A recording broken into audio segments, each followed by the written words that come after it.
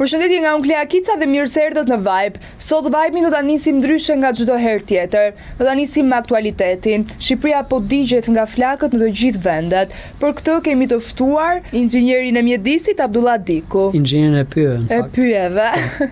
Përshëndetje zoti Abdullah dhe faleminderit që erdhët. Faleminderit për ftesën. Atëherë unë siç e thash më përpara, Shqipëria po digjet, duke filluar nga Lura e deri në të gjithë rrethinat e Tiranës. Si e komenton ju të gjithë këtë situatë? Për fatin e keq është e njëjta situatë që ne kemi përjetuar prej vitesh tashmë. Pra, gazetarët bëjnë të njëjtët pyetje, ne të njëjtët përgjigje dhe zjarret po digin një lloj. Do të thotë që prej vitesh nuk po mësojmë nga tragjeditë apo fatkeqësitë natyrore, nuk po përgatitemi mirë dhe në kohën e duhur, nuk kemi pajisjet logjistike, kemi shkputur trupën e specialistët pyje nga terreni ato pak specialistë që janë. Nga ana tjetër, kjo është bashkëshoqëruar me mungesën e menaxhimit pyjeve dhe mungesën e njerëzve, komunitete rurale prezente në fshatra dhe akoma më pak prezente në aksionet për menaxhimin apo fikjen e zjarreve.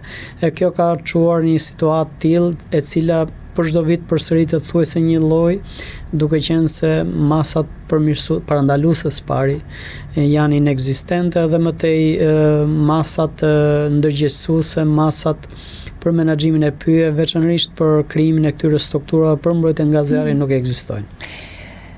Pse dështojnë institucionet tona dhe ne vazhdojmë të luftojmë flakët në mënyrë primitive?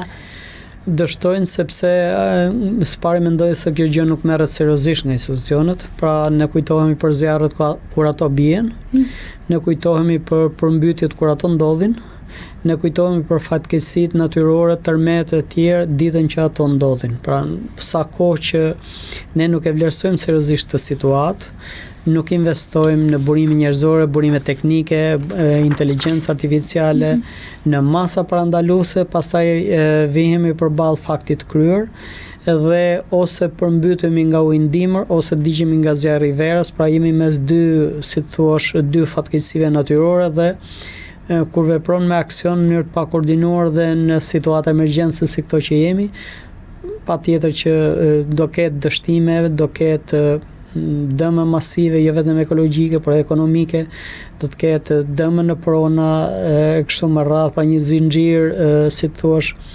negativ të efekteve apo dëme që shkaktohen për shkak të neglizhencave, apo për shkak të masave parandaluese që ne duhet marrim.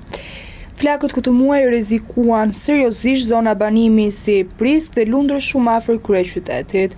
Apo i kthejmë ndërtimet pa kriter pranë pyjeve zjarret në një rrezik direkt për qytetet tona?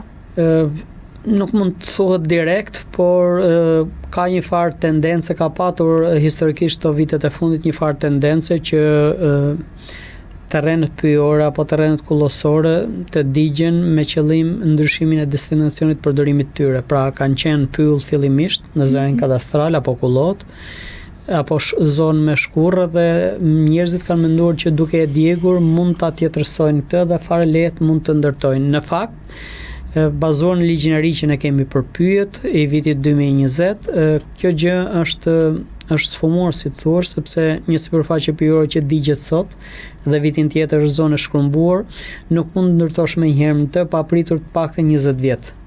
Do të thotë i jepet kohë mjaftueshme natyrës në shumicën e territorit vendit për të rigjeneruar veten dhe nëse pas 20 vitesh kjo gjë nuk ndodh, pra nuk kemi rigjenerim natyror të pyjeve, atëherë mundet të mendohet për ndërtime.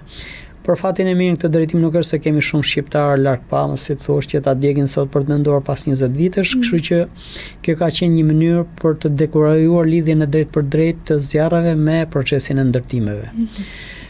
Kjo mund të lidhet pastaj në mënyrë periferike, si thua, me dekorimin e komuniteteve rurale, pra duke u djegur pyllën që ata mos kenë mundësi për burime natyrore siç janë druri, bimët mjekësore, gjethi, baza e ushqimit për blegtorin, por është e vështirë të provohet sa kohë që zjarret të tilla si ky në Fark, për shembull, apo në periferitë të Tiranës, ka në gjithë territorin e vendit dhe nuk është se është një aksion i koordinuar për këtë qëllim specifikisht për ndërtimet. Ju si inxhinier pyesh insistoni gjithmonë që parandalimet e zjarreve bëhen në dimër dhe jo kur ndizet zjarri. Pra, masat parandaluese në gjithë botën ka një protokoll standard, si të thuash, se çfarë duhet ndërmarrë, përfshirë ndërgjegjësimin e komuniteteve. Ju besoj ndiqni mediat publike apo mediat online, aq sa ndiqni, televizione apo radio private, dhe për fatin e keq, ndoshta një mitë në tyre mund të gjesh një fushat publicitare, si të thuash, ku i bëhet thirrje komunitete, bizneseve, vizitorëve që të bëjnë kujdes dhe të mbrojnë pyjet nga zjarri.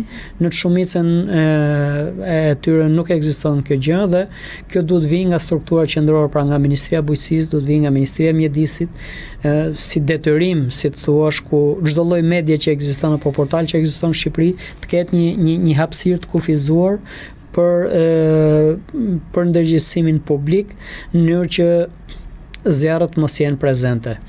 Por parandalimi nuk është vetëm fushata të tilla, si të thuash, të komunikimit me publikun dhe të ndërgjegjësimit, janë edhe masa shumë thjeshta, janë ato brezat mbrojtës ndaj zjarreve që bëhen në pyje, janë pastrimi i shtigjeve të kalimit për blegtorinë, për vizitorët, në mënyrë që zjarrfiksit në rast se shfaqet zjarri të kenë mundësi aksesi në këto sipërfaqe pyjore, janë pajisje me hidrant apo me depozita ujit përshtatshme për të vendosur në pika kyçe ku problemi i zjarreve është më i madh dhe mundësia për të patur këto burime është më vogël.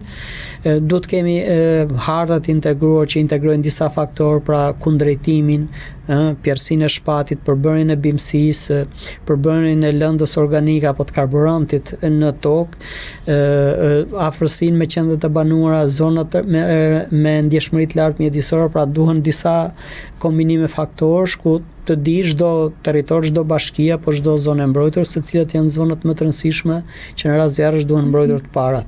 Kështu që sa kohë ne nuk investojmë në masa parandaluese, të cilat në rastin më të keq, po them unë, nuk kushtojnë më shumë se sa 1% e atij dëmi që ato shkaktojnë kur ndodhin.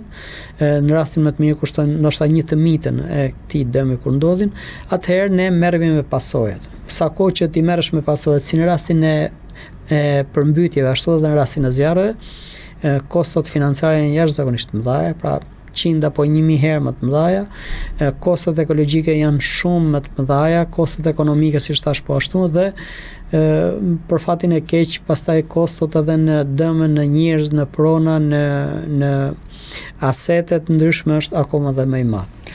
Një aspekt që ne nuk e kemi vlerësuar në këtë drejtim kurrë, për fatin e keq, ndryshe nga bota, është edhe ky shërbimi që ofron pyjet në ekosistem. Sfundmi ju dini që është djegur mali i krujës, një zonë me terren shumë pjert, terren pothuajse shkëmbor, ku ai vegjetacion aty që është djegur janë dashur dekada apo qindra vite për të qenë prezent në atë zonë. Vegjetacioni pyjor aty ka mbajtur, si thosh, në ekuilibër ato gurët natyror të shkëputur që të mos lëvizin, mos bien poshtë. Për fatin e keq tani pas zjarreve, menjëherë apo dhe me shirat e parë, akoma më shumë në rastin e ngritësve, do vihet re rënje masive gurë që do rrezikojnë gjithçka që është aty, pra prona, banor, kalimtar, vizitor, infrastrukturë, gjithçka tjetër. Kështu që duke mos e patur këtë vlerësim real për pyllin, përtej oksigjenit përditshëm apo të çdo sekundi që ne thithim, duke neglizhuar këto role, si të thuash, të pyllit në ekosistem dhe që njeriu përfiton drejt për drejt, i kemi vënë kazmën asaj shtëpisë tonë përbashkët. Pra ne kujdesemi për apartamentin apo për shtëpinë individuale, ndërkohë që shtëpia jonë e përbashkët është natyrë, është pylli, është mjedisi. Sot menaxhimi i pyjeve u është deleguar bashkiva, por ato shpesh nuk kanë as mjete dhe as buxhet. Kjo vjen vertikalisht, pra sa kohë që qeveria qendrore nuk pati interes për pyjet, e delegoi këtë, si të thuash, të detyrë tek bashkitë, të cilat kanë shumë më pak buxhet, kanë shumë më pak dëshirë, kanë shumë më pak angazhim, pra nëse shkon në një bashki, puna e pyjeve është e fundit, me të cilat ata duhet merren, mjedisi po ashtu, zonat e mbrojtura futen në të njëjtën kategori, dhe kjo është edhe ajo situata që ne kemi aktualisht me mbetjet. pra nga ana e mjedisit me dëmtim në zonat mbrojtura dhe në fund atë për cilin po flasim me mos menaxhimin, fakt se nuk quhet dhe keq menaxhim, po mos menaxhimin real pyjeve. Buxhetet e dedikuara për pyjet janë minimale. Në rastin më të mirë mbulohet paga e stafit, por siç thash më parë, edhe stafi nuk është profesional, vetëm 25% e të punësorëve në sektorin pyjor janë specialistë pyjësh, pjesa tjetër 75% janë rrogmarrës dhe praktikisht nuk kanë se çfarë të ofrojnë. Logjistika është shumë e vogël dhe nuk ka pothuajse asnjë masë menaxhuese. Pra asnjë bashki nuk kemi parë një kronik të vetme në periudhën e dimrit, që thonë që ne po ndërtojmë, po hapim këtë brez për mbrojtje kundër zjarrit. Nuk po thonë që ne po pastrojmë këtë shtek, nuk po thonë që ne po bëjmë pastrimin e këtij pylli, po bëjmë një djegje të kontrolluar të biomasës në mënyrë që biomasës në mënyrë që në verë rreziku i zjarrit jetë minimal.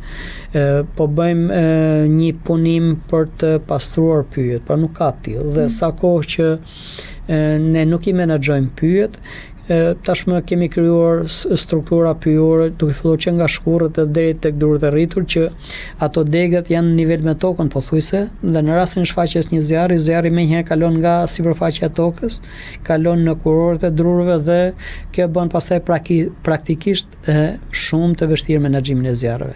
Pra duke mos i menaxhuar pyjet, pothuajse në totalin e tyre ne jemi në këtë ditë që jemi. Shteti bën bilanc vetëm për shtëpitë e shpëtuara, duke anashkaluar dëmtimin mjedisor që shkakton. Kjo është një mënyrë, si thua, diplomatike për t'i mbushur mendjen vetes se jemi kujdesur duke mos humbur jetë njerëzish, po edhe një familje të cilët i shkatërrohet prona, shtëpia, edhe një komunitet të cilët i shkatërrohet prona përbashkët, siç është pylla apo kullota përmes zjarrit, nuk ka kursesi si të jeti i lumtur dhe në një farë mënyre shteti mundohet bëj ato bilancet që e nxjerrin atë në pa, duke treguar sikur ka bërë një punë, por fakti që sipërfaqja e djegur është masive, vitin e kaluar kishim gati 60.000 hektar dhe si vjet shpresojmë shumë që kjo sipërfaqe e djegur të mos kalojë përtej kësaj që është aktualisht, atëherë nuk kemi bërë asgjë. Shteti fshihet pas shifrave, mundohet manipulojë me statistikat dhe sa kohë që ne fshehim të vërtetën, nuk përballemi me të vërtetën, do shtyjmë duke gënjur veten, në një mënyrë e cila nuk përshfaq realisht atë dëm jo vetëm ekologjik, po ekonomik edhe në ekosisteme dhe pastaj ky është një problem i madh. Do shohim vazhdimisht investimet që duhet bën malin e Krujës, siç e përmenda më parë, për të ndaluar rënjen e gurëve, po kjo është pothuajse në gjithë territorin e vendit, pastaj sepse territori ynë është tërësisht malor. Kemi dhe Lurën. Sa kushton realisht shkrumbrimi i një parku si ai i Lurës dhe sa vite i duhen për rigjenerim? Spari, djegja e Lurës është djegja e diamantit kurorës natyrës në Shqipëri. Lura ka qenë krenari kombëtare, jo vetëm prej emrit bukur, jo vetëm prej liçeneve akullnajor, por spari prej pyjeve shekullore që kanë qenë atje ndër më të bukurat në Europë. Për fatin e keq që është u bën disa herë që ridigjet dhe kjo e pamundson, sa herë digjet e pamundson akoma më shumë mundësinë për të rigjeneruar në mënyrë natyrore. Pra, nëse vitin e kaluar pam disa shenja të vogla tek tuk në ishuj të vegjël që bimësia pyjore po rikthehej, këtë vit ajo bimësi është shkrumbuar dhe bashkë me të shkrumbuan dhe ato pak drunër që kanë ngelur të shpërndarë nëpër park që mund të hedhin farë në mënyrë që parku të rigjenerohet. Sa kushton në vlerë financiare? Për mua nuk ka, edhe buxheti i gjithë botës po të ishte nuk e zëvendëson dot Lurën e djegur. Nuk e zëvendëson sepse në një farë mënyre ka djegur përfundimisht atë krenarinë që ne kemi patur për një zonë të tillë e cila është përmendur për mirë më shumë se sa një shekull më parë, një zonë e cila ka qenë emblem, krenari vetëm e banorëve të Lurës apo të Dibrës, po gjithë Shqipërisë, që zona padyshim zona më e bukur dhe sado shumë lek të kesh për të investuar që nuk do të jenë kurrë, nuk e zëvendëson dot, nuk e çbëjnë dot atë që është bërë në Lurë. Kostot e jashtëzakonisht mëdha, Shqipëria është vendi me kostën më të lartë të pyllëzimeve. Nëse nisim e pyllëzojmë sot, Lurës do t'i duhen paktin 150-200 vite të ribëhet ashtu siç ka qenë. Kuptohet nëse nuk bien më zjarre, kuptohet nëse investohen qindra milion euro vetëm për lurën për ta rikthyer aty ku ishte, gjë që për një buxhet si joni që s'ka marrë ndonjëherë në konsiderat seriozisht as punën e pyje as mjedisit, nuk besoj se do të ndodhë ndonjëherë. Pothuajse të gjitha zjarret e këtij muaji dyshohet se kanë qenë të qëllimshme, por ndëshkimet ligjore mungojnë.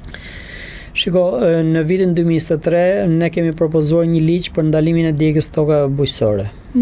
Pra ka qenë një praktikë goxha e përhapur, ku fermerët pasi korrnin ngrurin për shembull, e digjnin tokën për ta liruar për punimin e radhës. Kemi punuar shumë, bërë lobim të fuqishëm që ky ligj miratohet në parlament, sepse jo vetëm për shkak se i jepte një pamje të keqe në vendit, pra vizitorët shumë që vinin e përballshin me situata të tilla dramatike, zjarre nga të katër anët, madje edhe në rrugëve automobilistike, por nga ana tjetër është edhe një dëm i madh ekonomik për fermerët. Ne kemi llogaritur që një fermer që djeg 1 hektar tokë humbet rreth 1550 euro, çmimi i plerave kimike që ky duhet hedhin tokë për të kompensuar lëndët ushqyese që digjen bashkë me zjarrin. Por më shumë sepse një pjesë e madhe e zjarreve që vinin kalojnë në pyje dhe kullota vinin pikërisht nga djegja e tokave bujqësore. Pra edhe në rastin e Krujës, me sa jam ndjeni unë, por edhe disa raste zjarresh që kemi patur këtë vit në Mallakastër, në mos gaboj, zjarri ka nisur nga djegja e degëve të ullinit apo mbeturinave bujqësore në territoret e private të fermerëve. Dhe pastaj ka kaluar në sipërfaqe më gjerë duke djegur pemtore dhe më pas pyje. Sa kohë që vetë shteti nuk arrin të menaxhojë një krim minimal tillë mjedisor, sepse zjarri duket gjithkund, pra çdo punonjës administrate, policie, çdo rrogmarrës e sheh lehtësisht tymin dhe është i evidentueshëm pra ku ndodh si krim. Zjarret në pyje është shumë e vështirë për t'i zbuluar pastaj, pasi duhet kombinimi i hetimeve terrenit me teknologjinë, e informacionit, komunikimet, telefonia celulare, një kombinim shumë i madh elementësh për të arritur në përfundime të sakta. Duke qenë se janë krime relativisht vështira dhe duke qenë se vëmendja nuk është përqendruar specifikisht tek këto lloj krimesh, deri tani për fatin e keq zjarrvënësit ja kanë hedhur, janë arrestuar shumë njerëz, por përfunduar me dënime reale në gjyq, numri është ndoshta 1 për 200 apo edhe më pak, pra në 200 raste mund të jetë dënuar një person, ndërkohë që shumica tjetër për mungesë provash është liruar. Kështu që kjo shkon pak a shumë paralelisht me këtë nivelin e dëshkueshmërisë së krimeve mjedisore që kemi në Shqipëri. Pra sa persona janë dënuar për hedhje mbeturinash në vende pa autorizuara, sa persona janë dënuar për prerje pyr, sa persona janë dënuar për derdhje të vajrave apo të produktet pa lejuara në burime ujore apo në vendet pa përshtatshme, është pothuajse minimal. Kështu që ndëshkueshmëria në këtë drejtim shkon, si thua, paralelisht me atë rëndësi që e dhënë mjedisit edhe në rastin specifik edhe të pyjeve. Cilat janë 3 masat urgjente që duhen marrë menjëherë që gushti i ardhshëm të mos na gjejë në të njëjtin kolaps? Ajo që tham në fillim që parandalimi është mënyra më e efektshme jo vetëm nga ana ekonomike, por edhe nga ana ekologjike. Pra parandalimi kur themi që tek fushatat sensibilizuese dhe këto që përsërit që tham pak më parë, pra breza, mbrojtjes kundër zjarrit, pajisje me hidrant, ka pajisje shumë të thjeshta që mbajnë ujë, depozita ujë 2 deri në 5 tonë që mund vendosen në zona të caktuara. Dhe gjë e më rëndësishme është trup pyjore apo staf pyjor profesional në çdo zonë pyjore, siç ka qenë para vitit 2014 kur u vendos që pyjet menaxhohen nga bashkitë. Pra duhet një administratë profesionale pyjore, e cili lidhet me terrenin, lidhet me komunitetin banor, në mënyrë që koha e ndërhyrjes në rastin e shfaqjes së zjarrit, mundshme të shfaqjes së zjarrit, të jetë sa më minimale. Sa kohë që do kemi punonjës nga zyra, pastaj mungesa e teknologjisë kapjes zjarre në kohë e bën shumë të pa efektshëm ndërhyrjen. Do të kombinojmë shumë këto teknologjinë që ekziston tashmë, pajmet satelitore, dron, këto hartat e rreziqeve, zonat kryesore të rreziqeve apo planet e ndërhyrjes. Dhe e treta është logjistika. Sa kohë që shohim zjarr fiks të keq paguar me pajisje minimale,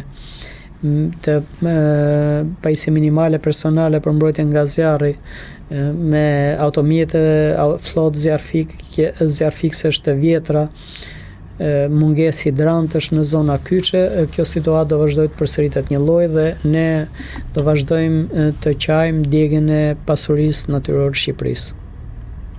Zoti Abdullat, falenderoj shumë, ishte kënaqësi. Unë falenderoj juve.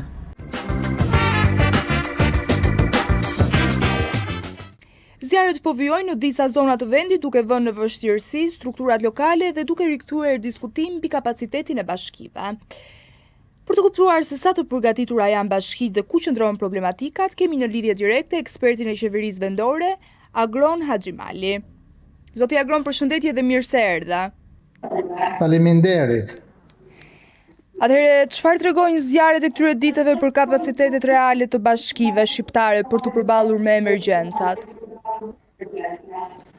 Tregojnë që gjatë gjithë dimrit ne flejmë gjumë, jemi të qetë,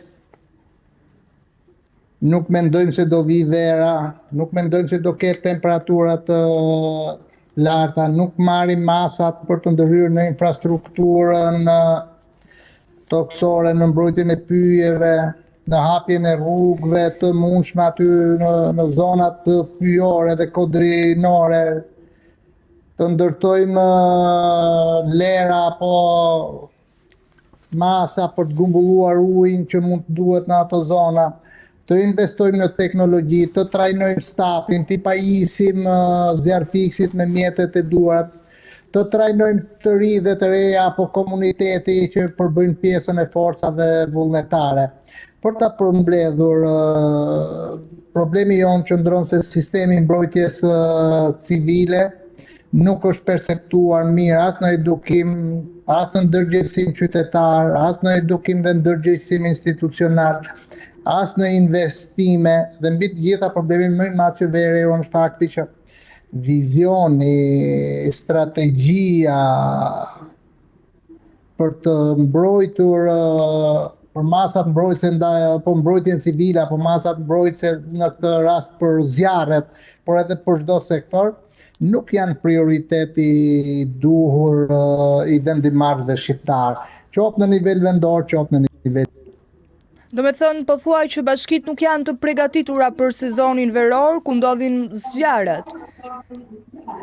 Duhet të them që i tërë sistemi nuk është i përgatitur as për sezonin veror, por nuk është i përgatitur dhe për sezonin dimror, sepse në ver kemi shumë zjarre, në dimër kemi përmbytje. Por ajo që është e rëndësishme, duhet të them diçka që vërtet ne nuk duhet ta perceptojmë çështjen e mbrojtjes civile të zjarreve, të përmbytjeve apo të çdo lloji natyre si një punë 365 ditore dhe jo një punë sezonale dhe jo një aksion. Pra e gjithë çështja lidhet në mënyrën se si e konceptojmë ne mbrojtjen civile. Sigurisht të qeverisjet vendore kanë një rol jashtëzakonisht të rëndësishëm, por ato nuk janë vetëm. Legjislacioni ka parashikuar që ky është një mekanizëm i gjerë që vazhdon vërtet nga njësitë e qeverisjes vendore, ka agjencitë e dekoncentruara deri tek parlamenti dhe qeveria. Por unë insistoj edhe një herë që ne duhet të përgatitemi për të mbrojtur kapitalin tonë natyror, për të mbrojtur kapitalin ton social. Nuk është një punë që themi të vendosim gishtin e ka fajin ky apo e ka fajin ai. Ne jemi të gjithë bashkëpajtorë, por bashkëpajtorët më të mëdhenj apo pajtorët më të mëdhenj janë institucionet, të cilët në vizionin e tyre nuk janë shumë të qartë, nuk e kanë prioritet mbrojtjen nga zjarri apo fatkeqësi të tjera. Ndaj dëmet ekonomike në këtë aspekt janë të dha. Kostot për rikuperimin e ekonomisë apo kostot për rikuperimin e dëmeve sociale janë të mëdha që duhen dekada të rikuperosh faunën, florën apo sistemin, biodiversitetin dhe elementet tjerë social që shkaktohen nga një orë apo 2 orë apo një javë zjarre që ne kemi. Sa përgjegjësi konkrete kanë bashkitë për parandalimin e zjarreve dhe sa prej tyre e kanë këtë kapacitet të parashikuar në buxhetin e tyre? Pyetje e bukur dhe unë juve po ju përgjigjem me disa statistika. Buxheti për mbrojtjen nga zjarri në 61 bashkitë e Shqipërisë për vitin 2025 ka qenë 2.1 miliard lekë të shpërndar për 61 bashki sipas një formule të caktuar. Apo mesatarisht do të thotë 34.6 apo 35 milion lekë për një bashki. Çfarë do thotë? Bashki mesatarisht ka 35 milion lekë për sistemin e mbrojtjes nga zjarri. Apo afërsisht do të thotë 9 apo 10 euro për banor. Pra shifra shumë e ulët. Sistemi mbrojtjes nga zjarri ka gjithsej të 1572 punonjës, gjithmonë referohen vitit 2025, të shpërndarë në 61 bashkitë e Shqipërisë, apo afërsisht 26 zjarfikës për bashki, dhe shifra e fundit që duhet të jap për juve është sot Shqipëria ka një zjarfikës për 1500 banorë.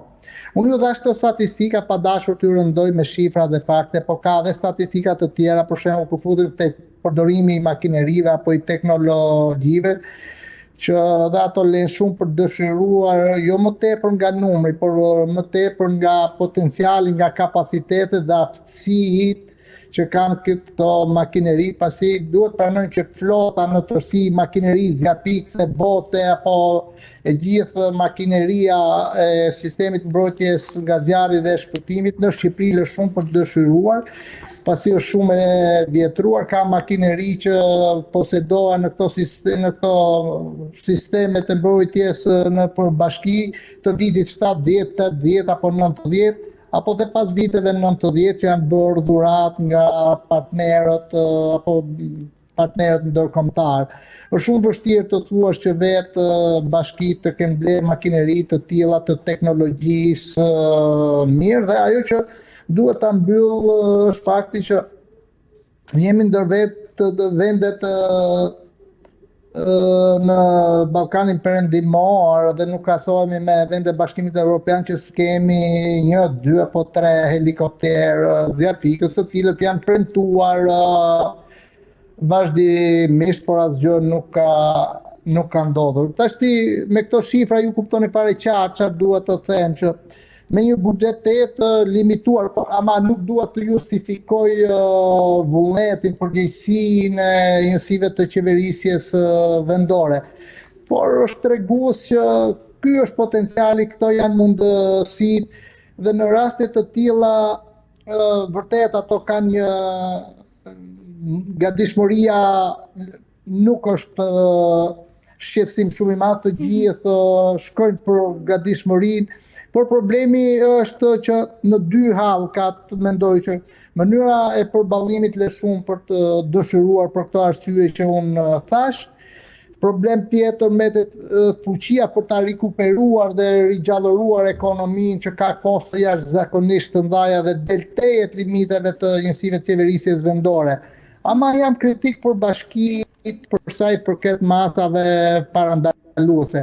Ne kemi konceptin e gabuar, unë thash që në kryet herës që gjatë gjithë dimrit jemi qetë fare, pastaj kujdesemi apo angazhohemi, shprehim gatishmërinë në momentin e zjarrit. Kur del tymi, nuk ke ç'bën më, duhet bashkëjetosh me tymin ose shpëto kapital paktën njerëzor ose çfarë të mundesh.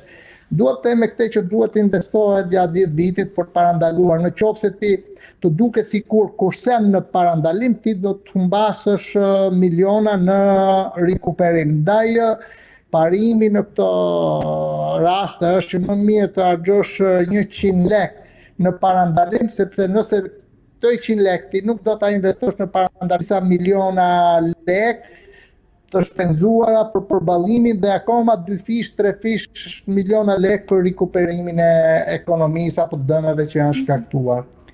Po fondet, a duhet ketë një fond të posaçëm për parandalimin e zjarreve në bashkitë me risk të lartë? Shiko, buxheti i pushtetit vendor është i përcaktuar me ligj. Edhe për fondet, ky funksion që tashmë në mënyrë të rëndom bashkitë e quajnë funksion në të transferuara, por kanë ngel si term se ajo është 100% funksioni i njësive të qeverisjes vendore. Unë thash 2.1 miliard lekë. Sigurisht është ndarë edhe ky me një vlerësim të caktuar me disa kritere të caktuara, popullsia, sipërfaqe apo dhe element tjera, po potenciali për riskun më të madh. Nuk është çështja këtu, nuk kam ndonjë problem me këtë çështje. Problemi në total është masat mbrojtëse dhe volumi për masat mbrojtëse ndaj zjarrit, por jo vetëm. Shteti ullët në raport me faktorin e lartë të riskut. Ne nuk jemi imun, Shqipëria nuk është imune, është mjaft e atakuar nga dëmet e tilla. Ne jemi një vend me temperaturat të larta gjatë verës, por edhe në dimër. Fatmirësisht kjo për ne, por fatkeqësisht për riskun e lartë zjarrit. Jemi një vend mesatar.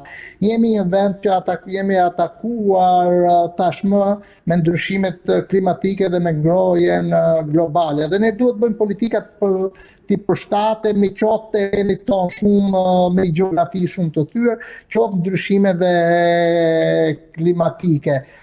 Sigurisht ka pas disa hapa, bëhen politika në këto janë shumë të fragmentarizuar edhe kur bëhen të bukura në letër, por realisht nuk gjenë mjete burimore, financiare, të teknologjisë, apo dhaj vullneti, shpirtit, kimi ndërgjegjësimi që ne duhet kuptojmë në mendjen tonë që duhet i përshtatemi këtyre ndryshimeve klimatike, duhet të punojmë në çdo kohë të hapim rrugë, aksese për komsorët, aksese për makinat zjarrfikse në terrenet kur është e mundshme, me qëllim që në momentin që zjarri bie, atje duhet të shkojnë vullnetarët në rrugë komsore apo makinerit apo botet e të tjera.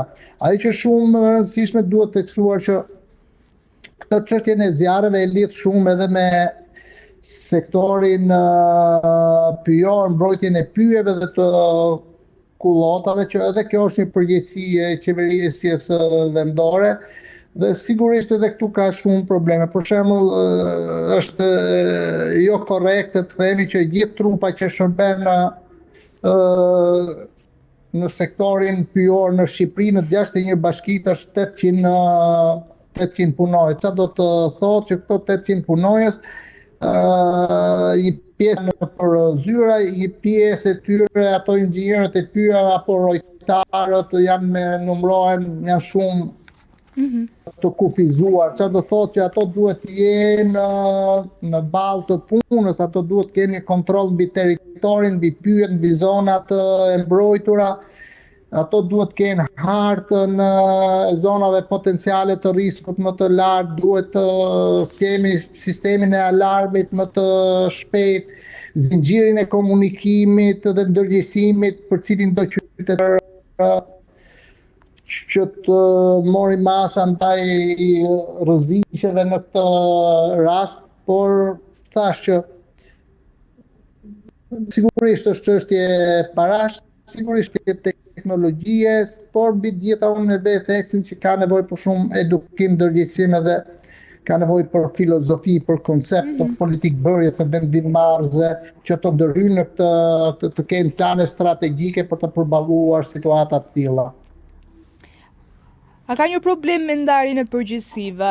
Kur një zjarr del jashtë kapaciteteve të një bashkie, kush duhet të marrë drejtimin dhe sa shpejt duhet të aktivizohet niveli qendror?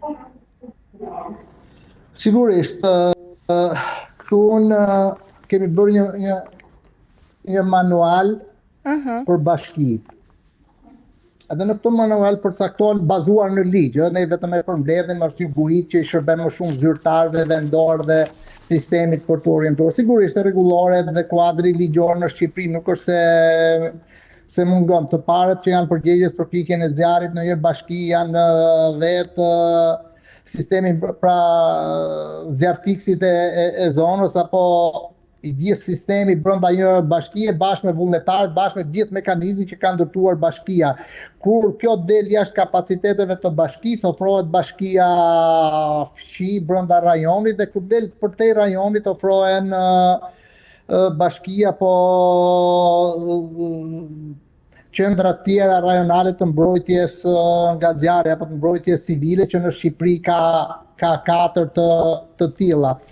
Shiko, mekanizmi nuk është se pra në infrastruktura dhe arkitektura është ndërtuar në një mënyrë të tillë për t'i dhënë mundësi të ndërveprojnë.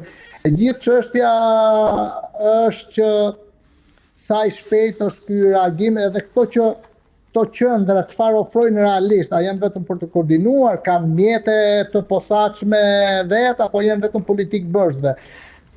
Unë kam thënë në shkrimet e mia që kanë parat për sistemin e mbrojtjes së zjarrit duhet të jenë në terren, jo në zyrat e Tiranës apo në zyrat e bashkive. Pra ka nevojë për një ndarje më proporcionale të drejtë.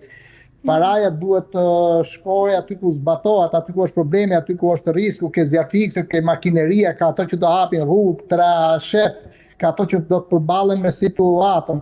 Jo, unë nuk them që zyrtarët qendror nëpër agjenci apo nëpër institucione të tjera ja nashkalojnë, por jo të ndërtohen dhe të konsumojnë para për burime njerëzore, paga, sigurime shoqërore dhe rroga zyrtarët, dhe pjesa që shkon në terren pastaj të ngelet shumë e vogël dhe sidomos pjesa tjetër pastaj që për të investuar në terren është ngelet një pjesë shumë e vogël. Ky është problem shumë i madh, ka nevojë të rikonfigurohet shpërndarja e struktura e shpërndarjes burime financiare bazuar në këtë sipas funksioneve dhe përgjegjësive dhe aty ku është risku më i madh. Dhe në fund, zoti Agrona, jemi duke menaxhuar zjarret apo thjesht duke reaguar ndaj tyre pasi kanë dalë jashtë kontrollit? Shumë pyetje e bukur dhe provokuese është kjo në fakt. Nuk jam shumë i kënaqur në mënyrën se si po menaxhohen, edhe pse thash që në të gjithë këto 4 hapat që përdoren në këtë lloj rasti, parandalimi, gatishmëria, përballimi dhe rikuperimi.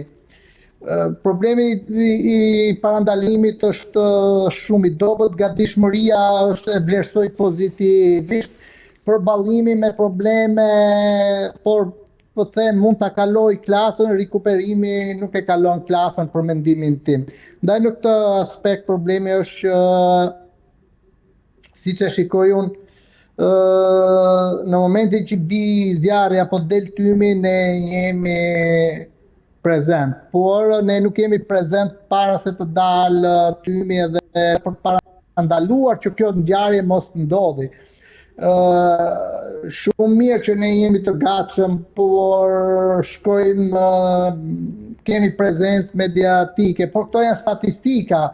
Nuk më thuat që kemi pas kaq dalje mediatike, drejtori, kryetari, ministri, deputetët kanë bërë kaq postime apo apo kemi çuar 10 makina, 100 forca. Shumë mirë këto, po këto janë vetëm statistikë, rezultati më i mirë do ishte të diskutonin të gjitha këto forca pse s'u vunë në përdorim për masa parandaluese. Një dhe dyta, sa shpejt e fikëm zjarrin.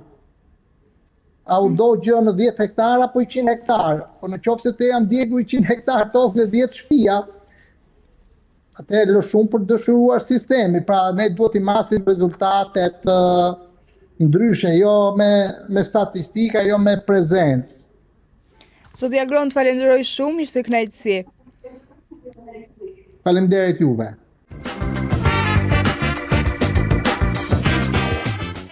Sot do të flasim për çështjen e pensioneve në Shqipëri, të cilat duhen theksuar se janë shumë të ulta, ndërkohë që çmimet në vend janë rritur.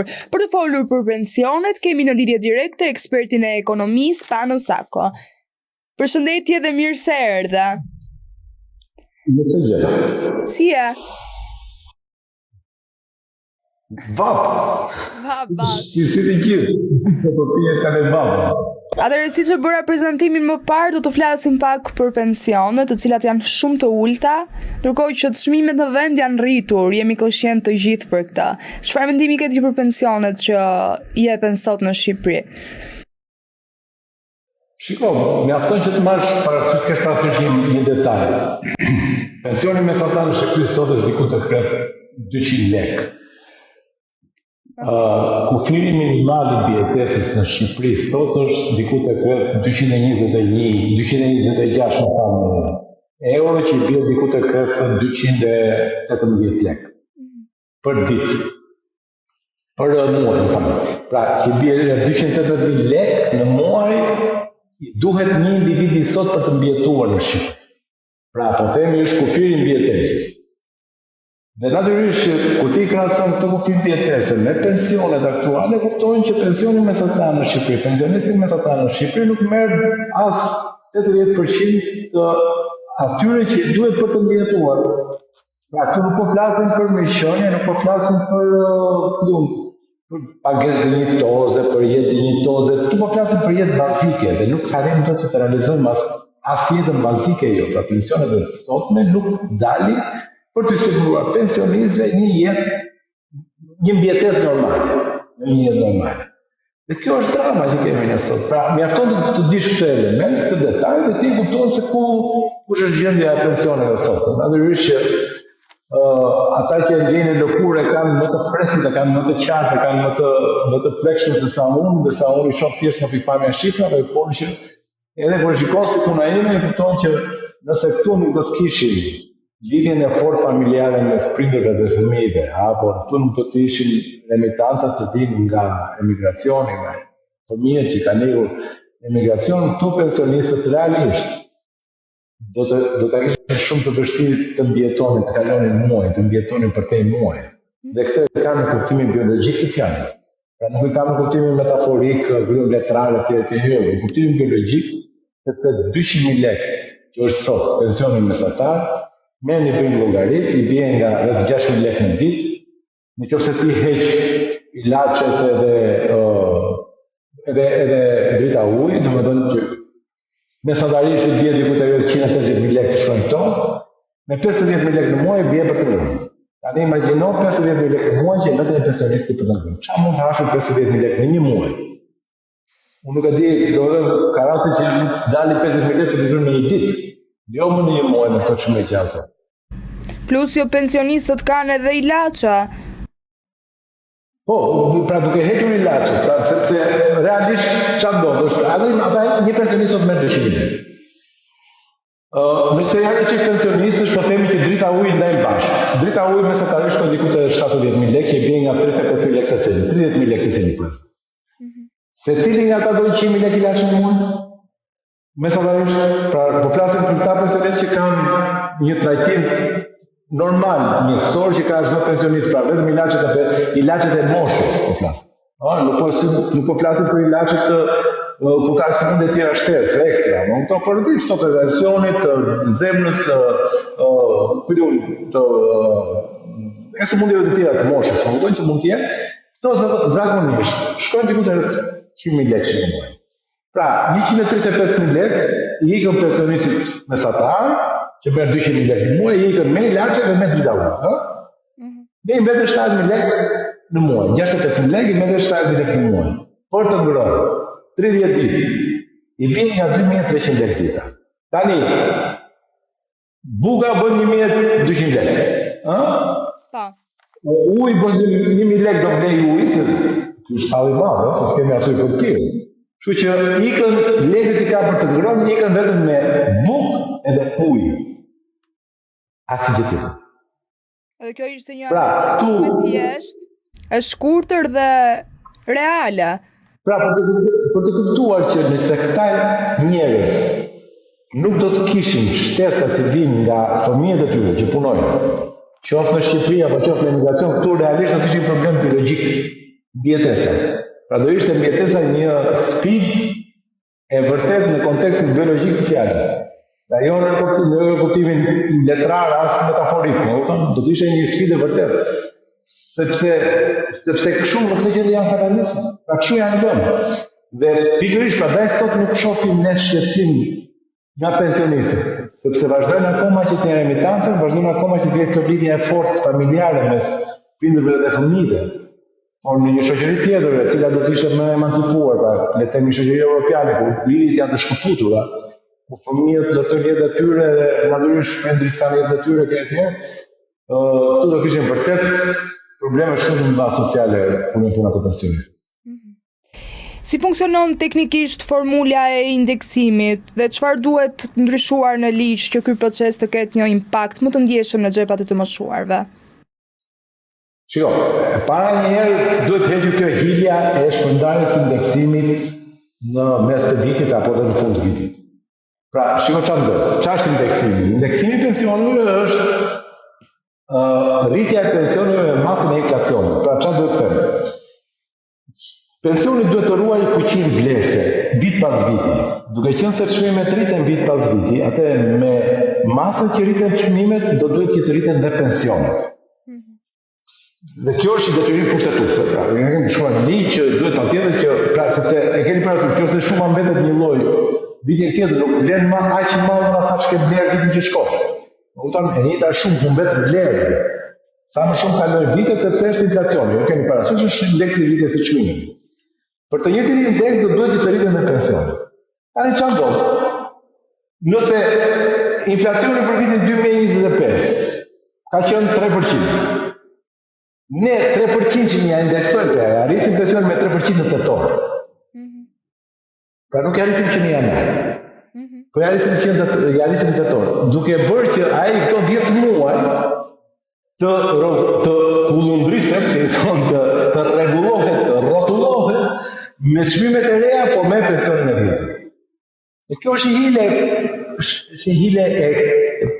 është qifë, shumë e lirë si hile, sepse në fund fare janë 30-40 milion euro, kjo është pak a shumë pesha që zë indeksimi për pikë përqindje, pra në 30-40 milion euro për pikë përqindje që natyrisht për shtetin janë shumë pak, po për ata pensionistit janë jashtëzakonisht shumë. Më kupton, pra ai 6.000 lekësh, 7.000 lekësh, 8.000 lekësh, ai është i vogël, por të paktën jepja në datë, jepja kur duhet. Pra, janë matë e inflacionin e vitit 2025, po, erdhi 2026 ai jepi lekës së tij.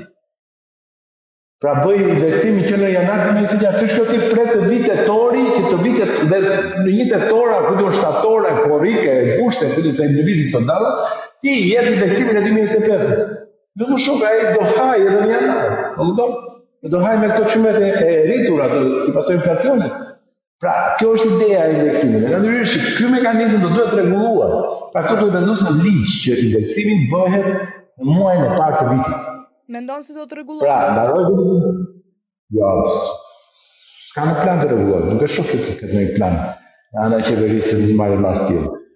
Qeveria është mjaftuar me këto, që janë ca dekore të lehta që po i bën skemës pensionere, makjazh më tepër, domethënë duke marrë këtë bonusin e fund vitit, duke ja dhënë një pjesë ja u jep, një pjesë nuk ja u jep, sepse edhe kjo çështja e bonusit është shpërndar pra këto, le të themi ai kampanja e madhe që reklamonte kryeministri, jo do japin 100 milion euro për pensionistët, jo 200 milion euro vitin e dytë, 300 milion vitin e tretë etj. Kjo është thjesht një lloj makjazhi që ka marrë shpërblimin e fundvitit dhe e ka shpërndarë në 12 muaj duke ja dhënë çdo muaj shpërblimin e fundvitit, po kupton? Por nuk ka një rritje esenciale, nuk ka një rritje reale të pensioneve, nuk ka asnjë s'ka vëmendje, nuk ka as strategji, nuk ka as tendencë për të menduar për të rritur pensionet të nëshë. Në natyrisht, efekti më i madh është, problemi më i madh është fakti që këtu skema e pensioneve për mënyrë se si po shkon demografia e vendit, pra popullsia e vendit po vjen duke falimentuar, sepse ne puna ule popullsia e vendit. Skema e pensioneve është një skemë që funksionon në piramide. Pra, bazohet te fakti që brezi pasardhës do të jetë më shumë se sa bie brezi paraardhës.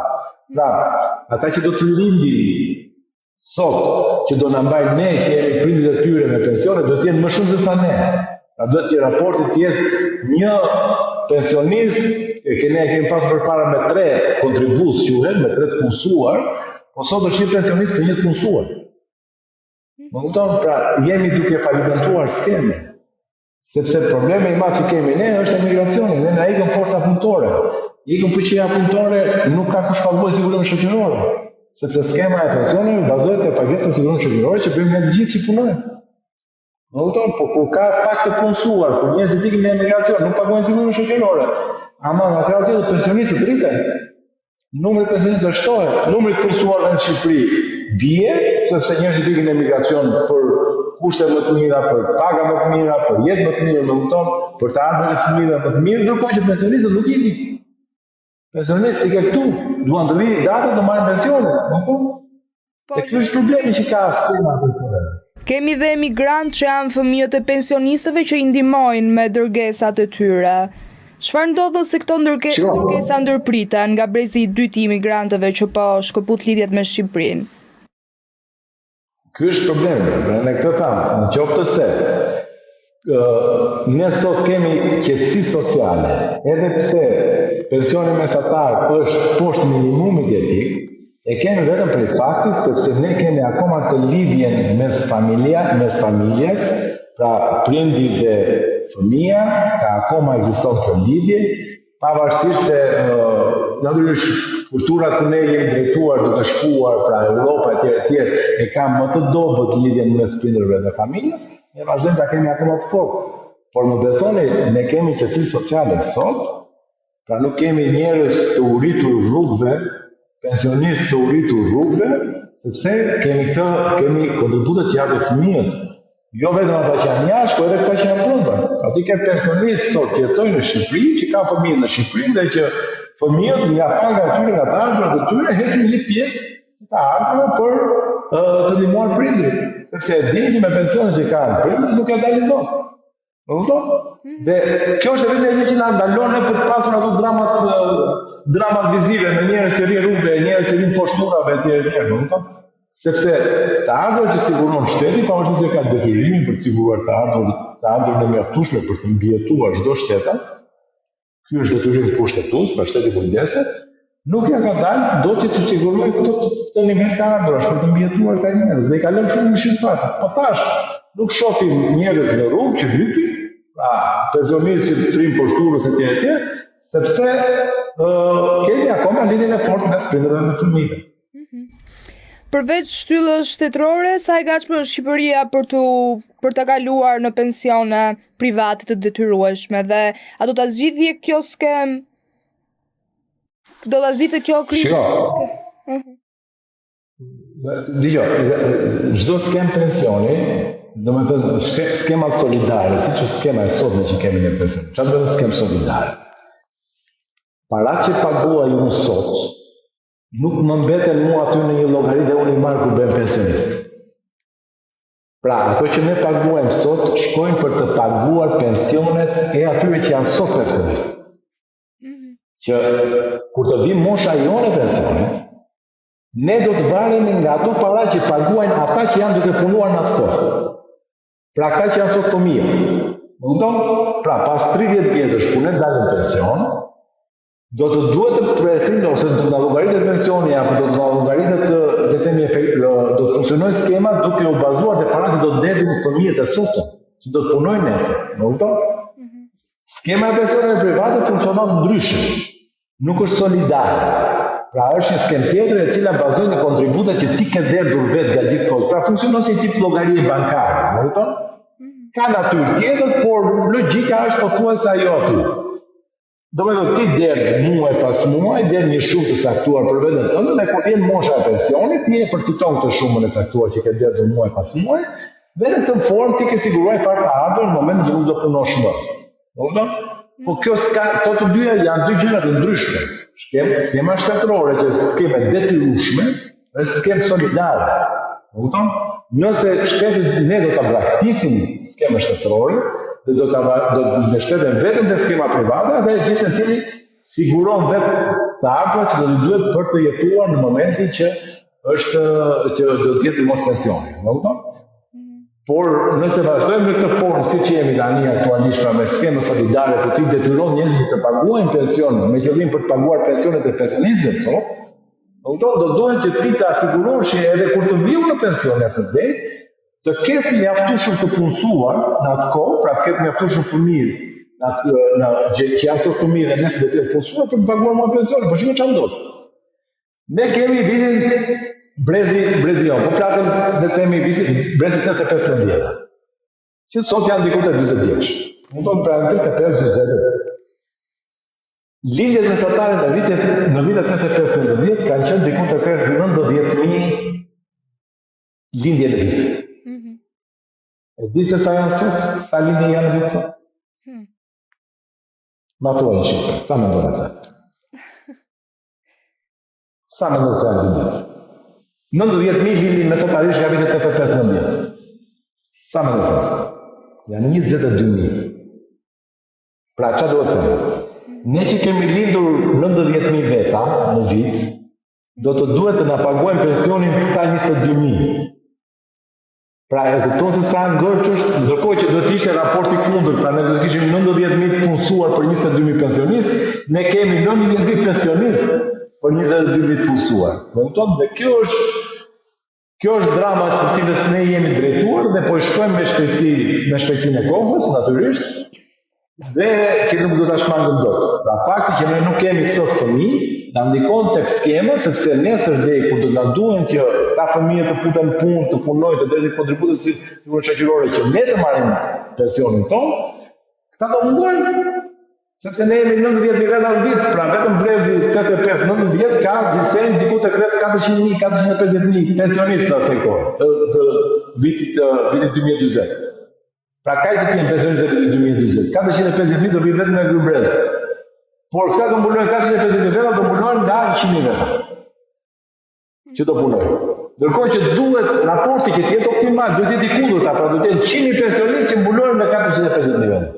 Ne e kemi të kundërta dhe unë këtu mendoj që skema do falimentojë. Pra, unë nuk e shoh jetë gjatë skemën e pensioneve në Shqipëri.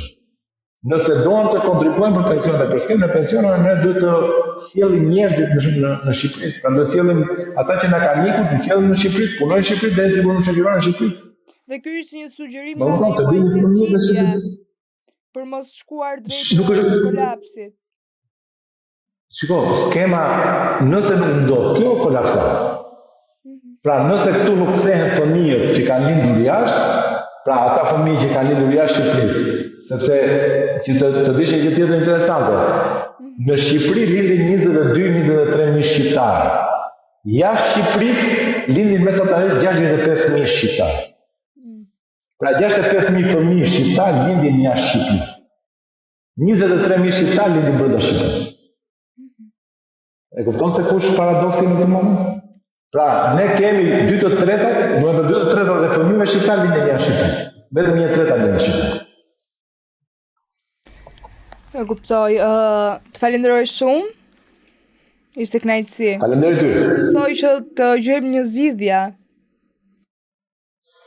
Vështirë do jetë, nëse nuk gjeni zgjidhje për Shqipërinë, jo, është shumë e lidhur me faktin që këtu duhet të kthehen njerëzit, por që të kthehen njerëzit duhet të rregullohet shteti, duhet të rregullohen spitalet, shkollat.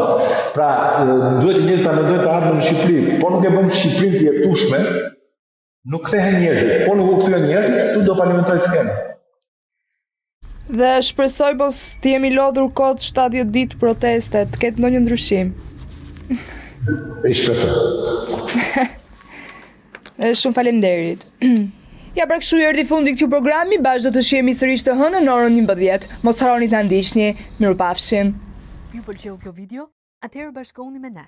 Na ndiqni në Instagram, Facebook dhe TikTok dhe bëni subscribe në YouTube. Klikoni like dhe share dhe aktivizoni njoftimet për të mos humbur asnjë video të re. Faleminderit për mbështetjen.